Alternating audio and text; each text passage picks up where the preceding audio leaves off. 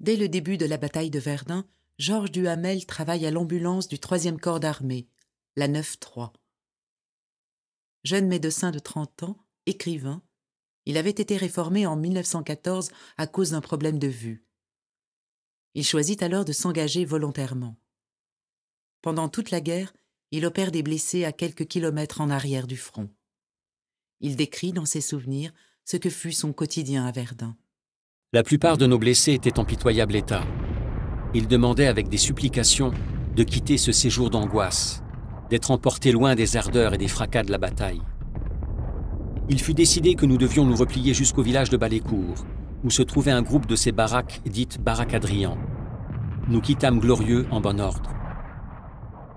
Nous nous lançâmes au travail de nouveau. Ce travail n'était pas fort discipliné. Nous devions attendre au moins 1 an pour appliquer dans l'économie de notre temps les méthodes industrielles.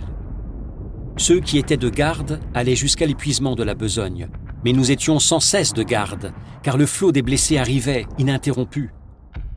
Je ne me rappelle pas avoir eu jamais le temps d'une promenade. Je n'ai jamais pu m'éloigner de l'ambulance, même une demi-heure.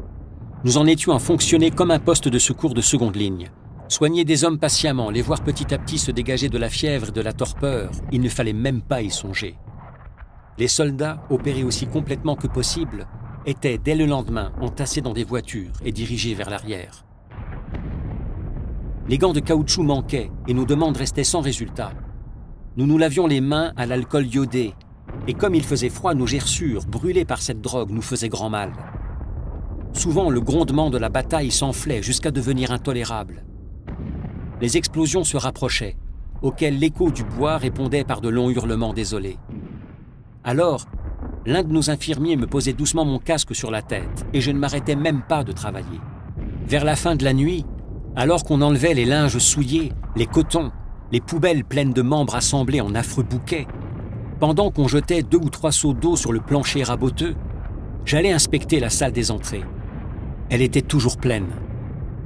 J'examinais les blessés qui gisaient sur les brancards et je m'efforçais de leur donner un numéro d'ordre.